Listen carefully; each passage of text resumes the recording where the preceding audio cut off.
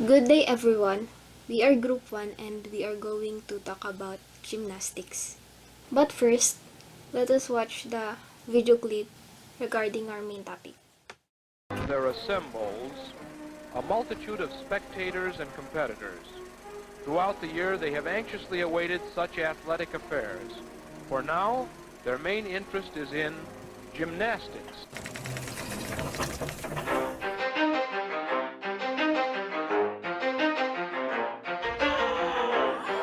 You ready? Let's go! Gymnastics. It's a drive for perfection. For those of you that want to know what we're all about, it's like this, y'all. This is 10% luck, 20% skill, 15% concentrated power of will, 5% pleasure, 50% pain, and 100% reason to remember the name. This is 10% luck, 20% skill, 15% concentrated power of will, 5% pleasure, 50% pain, and 100% reason to remember the name. This is 10% luck, 20% skill, 15% concentrated power of will, 5% pleasure, 50% pain, and 100% reason to remember the name. The MGA dedicates this film. For with the champions of today come the stars of tomorrow. The end of an introduction to Gymnastics USA.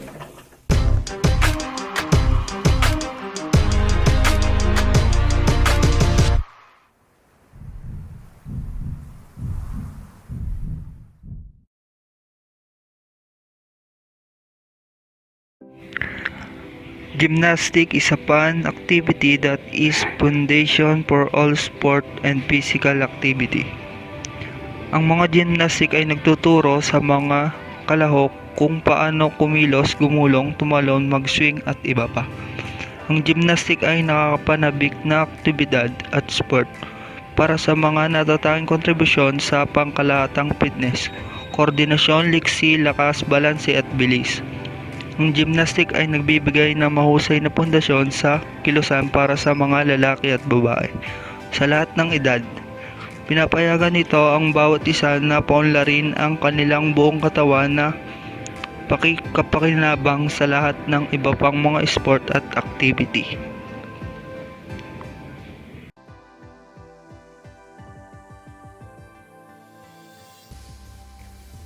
Objective: develop students' physical condition, develop mentally, promoting balance and coordination, developing strength, improving flexibility, improving body posture, and developing social skill. Objective of the topic. After studying this module, you should able to define gymnastics, list down and demonstrate the locomotors and non-locomotor movement. Introduction to Gymnastics, Module 9. Gymnastics. Gymnastics is a sport of the future which nonetheless enjoys a long heritage and preserves an ancient tradition of demonstrating exactly what a person is capable of. Gymnastics involves the performance of exercises on or with an apparatus with or without partner, requiring physical strength, flexibility, coordination, power, agility, grace, balance, and control. Gymnastics is one of the oldest Olympic sports and one of the world's most popular sports. Moreover, it is one of the most inclusive sports where male, female, young, old, able-bodied, or disabled can take part. The term gymnastic is derived from the Greek word gymnos, which means to exercise naked. As athletes, in ancient times, exercise and compete without a clothing. At that time, the main goal of gymnastics was to prepare a strong and capable soldier for war. So here is some example ng mga pwedeng sumali sa gymnastics. Makikita natin na may matanda, may bata, may tamang edad lang, at saka may mga disabled. Lahat pwedeng sumali sa gymnastics. Pag narinig natin yung word na gymnastics, diba, unang pumapasok sa isip natin is yung mga babae, babaeng maganda yung pangangatawan, tapos parang nagbaballet habang may hawak na ribbon or ball. Ganun yung kadalasang ginagawa ng mga nagji-gymnastic. At dati daw, kaya lang daw nauso ang gymnastic dahil sa binabalak nilang mas maging strong or mas malakas ang mga soldier. Hinahanda nila yung pangangatawan ng mga to para sa gera. And alam naman natin na ang soldier ay sinasabak sa gera. Ayun. And ang gymnastic, well-proportioned yung mga hinakain nila. Kaya naman magaganda yung pangangatawan nila. Ayun, yun yung gymnastic. May dalawang types ng movement sa gymnastics. Ang una ay ang axial or non-locomotor movements at ang sunod ay ang locomotor movements. Ang axial or non-locomotor movement ay isang type ng movement sa gymnastics na ginagawa lamang sa isang stationary position. From the word axial, meaning sa sariling axis mo lang ikaw gumagalaw. Ito ay kadalasang ginagamitan ng physical strength, flexibility, power, agility, coordination, grace, balance at control. Ito rin ay tumutulong upang ma-improve ang posture at body mechanics. Ang pinakasikat sa tatlong form ng gymnastics ay ang artistic gymnastic na ipapaliwanag ng susunod na reporter. Good morning everyone, my name is Giancarlo Vergara and my report is all about artistic gymnastics. So let us begin. So artistic gymnastic, the most popular form of gymnastics. It is divided into women's and men's gymnastics. And women's compete on 4 events: vault, uneven bars, balance beam, and floor exercise. While men compete on 6 events: floor exercise, pommel horse, steel rings, vault, parallel bars, and the floor for different exercise. So, ang artistic gymnastic daw ang pinaka-popular form of gymnastic. Kasi meron tayong 3 forms of gymnastic: artistic, rhythmic, and aerobic gymnastic. So, let us go to our next slide. So, ang artistic gymnastic consists of very different exercise and performances. And for number 1 is the vault. The vault, common to both men and women, gymnast sprints down the runway, which is maximum of 25 meters or 85 feet in length, before leaping in a springboard. So this is the example of it, as you can see. So our next is the floor exercise. This event occurs on a carpeted square called springboard, and a series of tumbling are performed to demonstrate flexibility, strength, balance, and power. Pommel horse includes a single and double leg works. The gymnast swings both legs in a circular motion.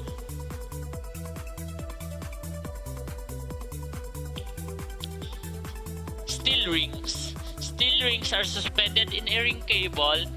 The gymnast must perform a routine demonstrating balance, strength, and dynamic motion while preventing the rings from swinging. Parallel bars. Gymnasts perform on a 2-bar slightly further than shoulder width. Gymnasts then execute a series of swing, balance, and releases. Horizontal or high bar. This event is performed on a 2 steel bar raised above the landing area. The gymnast has to hold and perform giant's revolution around the bar, releases skills, twists, and change of direction. So, women-only events. Uneven bar. The gymnast navigates 2 horizontal bars preset with different heights and width. The gymnast performs swinging, circling, transitional, and release moves. And for our last one is the balance beam. The gymnast performs a choreographed routine from 70 to 90 seconds. Consists of lifts, aerobic skills, turns, and dance elements. So that will be my report. Thank you. Hello guys, my name is Mark Tyron C. Tolentino and my topic for today is rhythmic gymnastics. Ano nga ba yung rhythmic gymnastics? Rhythmic gymnastics is the performance of various gymnastics moves and dance exercises to music with or without various gymnastic apparatus. Only women compete in the sport, which combines elements of ballet and gymnastics in the performance of 5 separate routines with the use of one of the 5 apparatuses: ball, ribbon, hoop, clubs, and rope.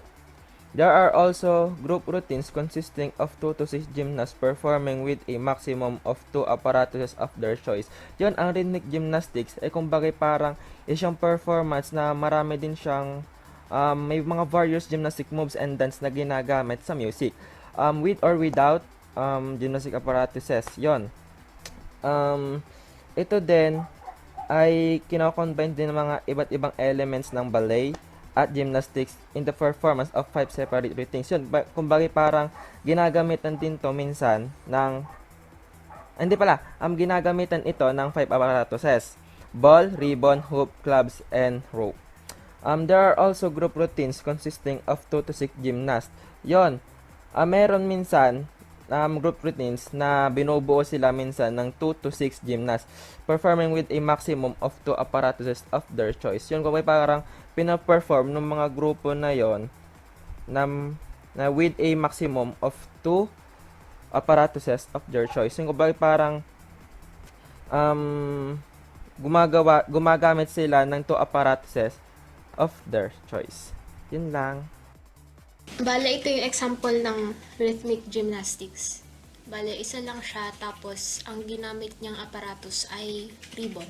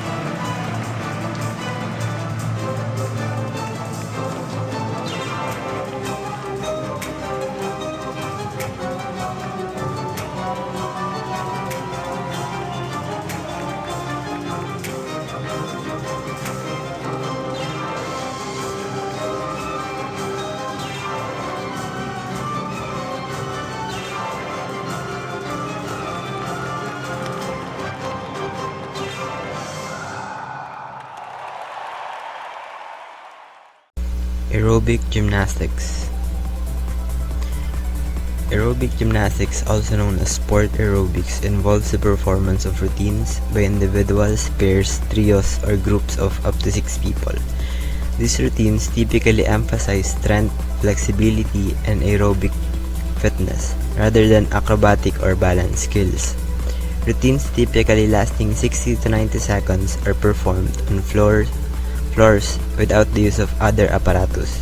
It also involves performing agile movement patterns to heart-pounding music and is the perfect sport for active people with energy to burn. So with this type of gymnastics, you only need your body to perform it, of course, and a floor to be able to perform. Benefits of aerobic gymnastics: develops agility, coordination, and self-confidence, builds strength and flexibility, preparing the body for life's challenges, is modern, fast-paced, and intense, is exciting, creative, and aesthetically pleasing to watch, develops aerobic endurance within fun and entertaining environments. Aerobic gymnastics comprises the following competition categories. Routines are performed by two athletes of opposite sex. The athletes must be one male and one female. Routines are performed by three athletes. The athletes can be any combination of male or female. Routines are performed by a minimum of 4 athletes and a maximum of 6 athletes. The athletes can be any combination of male or female. So this is an example of aerobic gymnastics.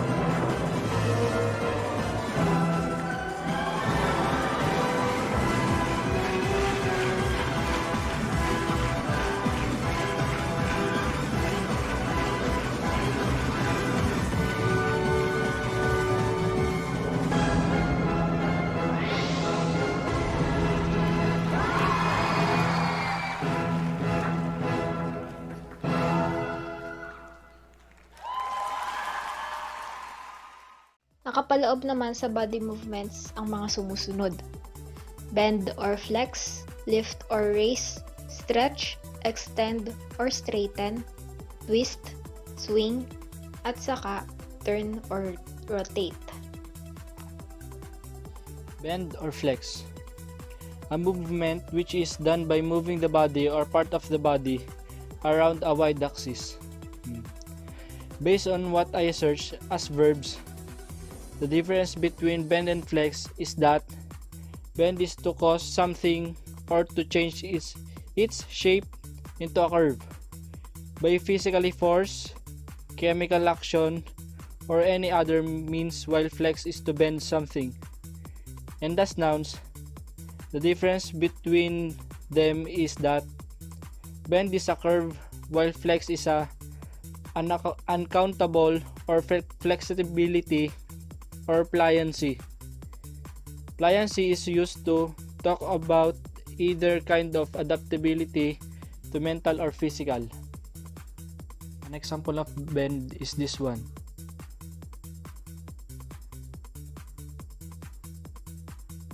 While example of flex is this one.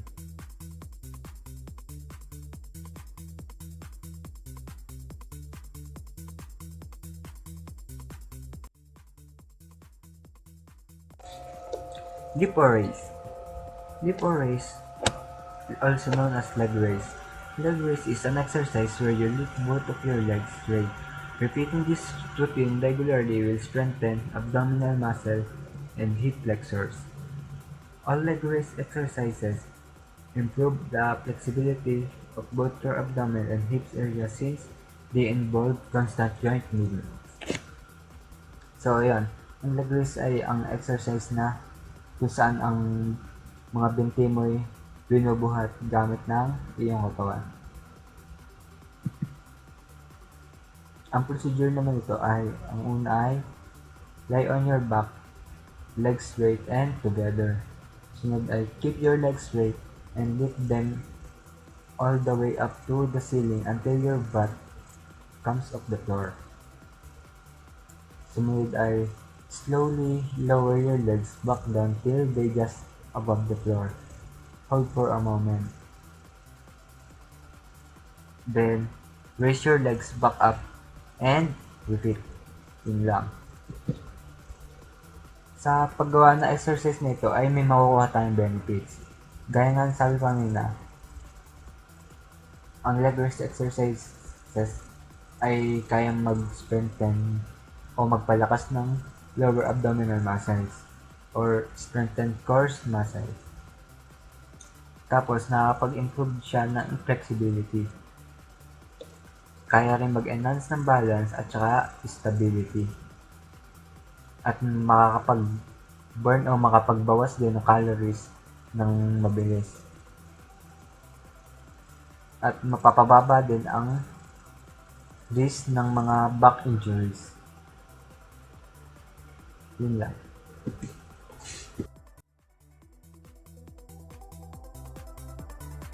Stretch, extends, or straighten. The lengthening of the body part. Una ay leeg. Ang unang i-stretch ng 20 seconds, tapos kabila naman. Pangalawa, para naman sa balikat. 20 seconds ulit, tapos kabila naman. Sunod ay sa chest.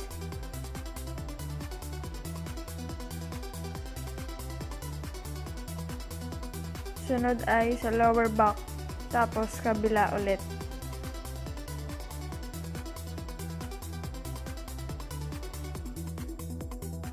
At ang huli naman ay sa paa, tapos kabila ulit.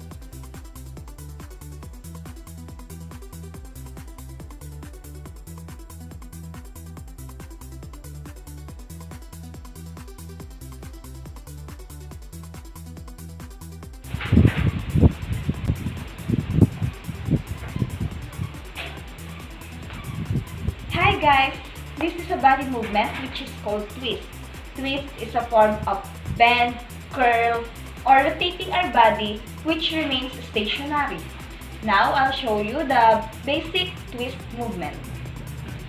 It is moving our body around the point. I hope you learned something for today. Thank you! The next one is circle. Circle is done by moving a body apart around a point. Gymnastic swing. Swing is a move or cause to move back and forth or from side to side while suspended or on axis. There are three types of swing: the top swing, support swing, and the ring swing. First, top swing. Top swing is the most common swing from a single fixed bar. Um, to get started, initiate the swing by lifting your legs upward and forward. Once you have a small swing going, start to work on the top swing. Initially, just try to relax and feel the timing of the swing. Then, as your feel for the timing improves, you can begin to put more into the swing. Here is the example pictures, just like that.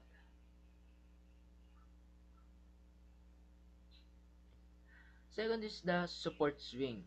A support swing is a swinging in a free support between two fixed objects. From this position, a swing can approach vertical, like in the picture, yeah, it's like that. Vertical in the forward swing and reach handstand, like this. Only your hands can balance your body. Yeah. Reach as working support swing builds support stability, strength, and shoulder mobility. If you are performing your support swings on parallel bars, there is an important skills to learn for attempting to reach a handstand. You should be comfortable. First, you should be comfortable with a forward roll in on the bars. A forward roll is the safest way to bail out of a handstand that falls forward.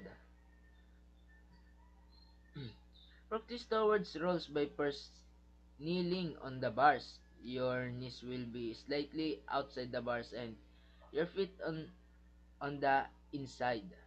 Place your, Place your hands as close to your knees as possible.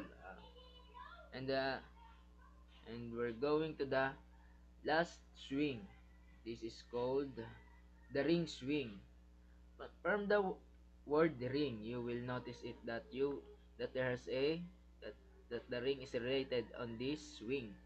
Uh, a correct and effective swing on rings takes significantly longer to learn than an effective swing on a bar. A swing on rings is a double pendulum, a very complex system that demands very good timing and body alignment. Proper body tension and maintaining pressure on the legs is critical. From the horizontal position, just hanging your body, relaxing your body, your shoulders should be pushed back and your body extended as much as possible without arcing. Just what I said before. If your rearward swing is arced when you reach the bottom, there will be a significant downward jerk. There is This jerk is not only uncomfortable but also decreases momentum and severely limits your swing. Maintain a slight hollow in the rearward swing passes through the bottom. Just like that first, here, going to here. At this point, an aggressively kick your heels toward the ceiling, like that. It is that. As the swing rises to the back, keep your chest pressed downward and shoulders open and slightly out to the side. Maintain pressures on the rings throughout. Rings should be always also be turned out. This turnout allows a greater range of motion in the shoulders and will allow you to put downward pressure on the rings earlier in the swing than if your hands were not turned out. And that's it.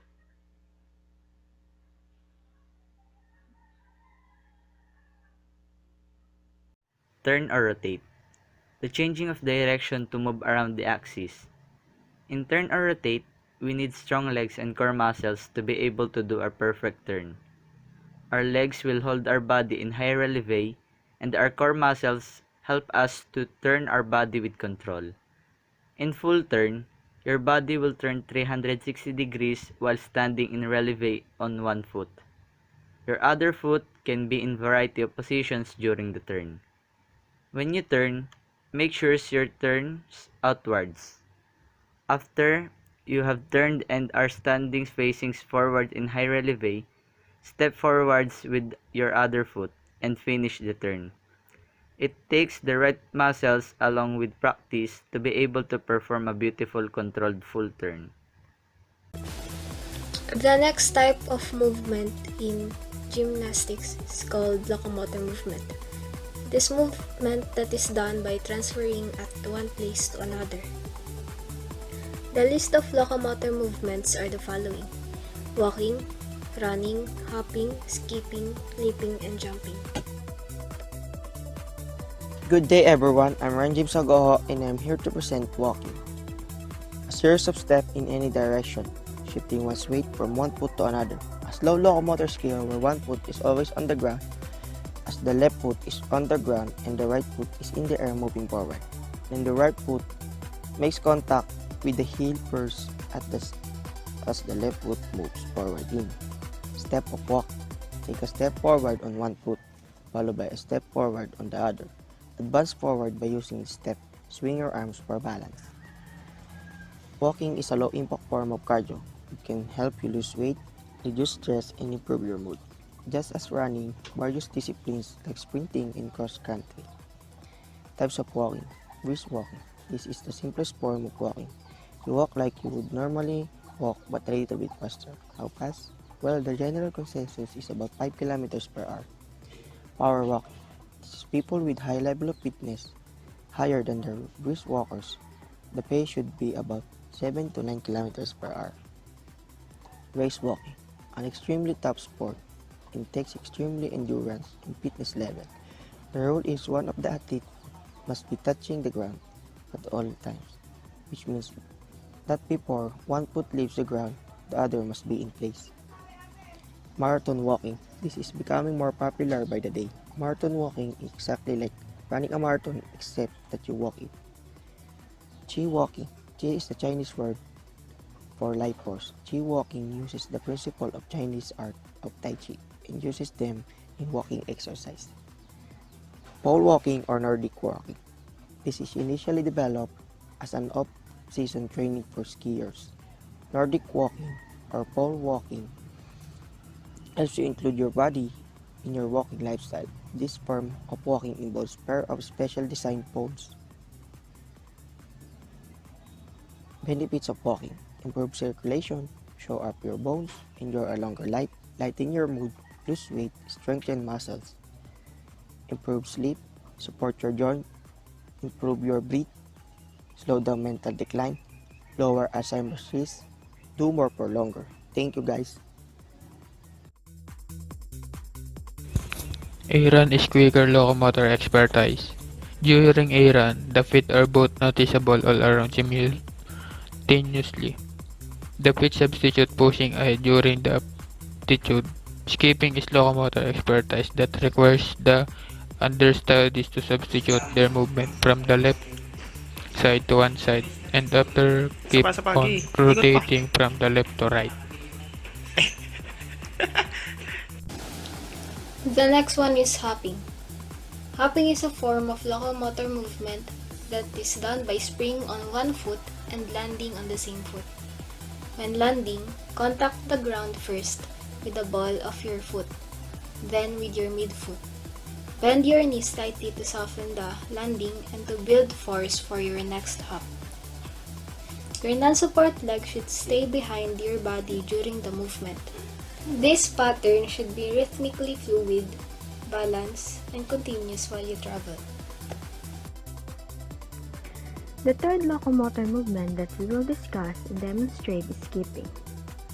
Skipping is a step and a hop with the same foot in one count. Here's Danny from Prime Coaching Sport to demonstrate the locomotor movement skipping. Since skipping is a locomotor movement, it means that the body moves through space. When skipping, you hop off one foot, land back on the same foot, then switch feet. When skipping, you try to cover as much as distance as you possibly can with your footsteps.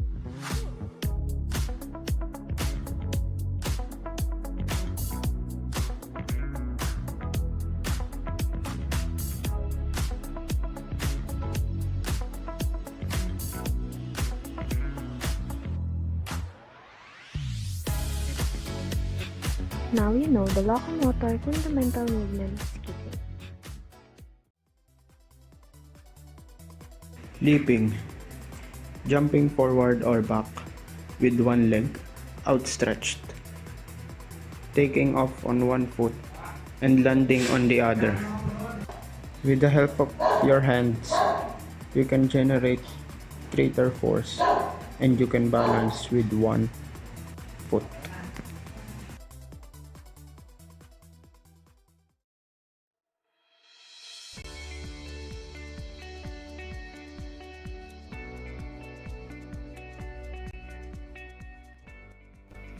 Jumping, a spring on both feet and landing on one or both feet.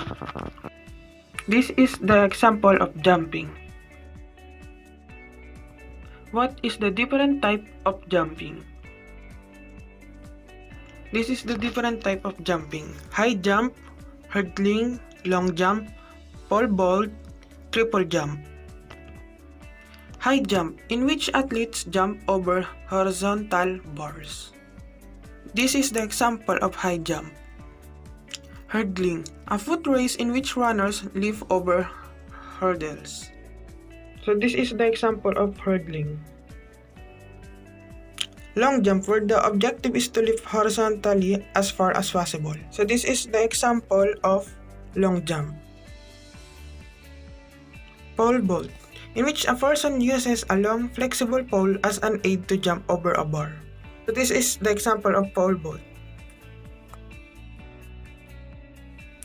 Triple jump. The objective is to leap horizontally as far as possible in a series of 3 jumps. This is the example of triple jump. What is the benefits of jumping? The benefits of jumping is to improve power and strength, build muscle, increase heart rate, and burn fat. That's all. Thank you. The list of preparatory movements to locomotor movements are the following: point, step, place, and spring.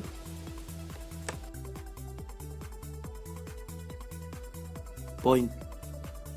Touch the floor with the toes and with the knee well extended. And this is the example.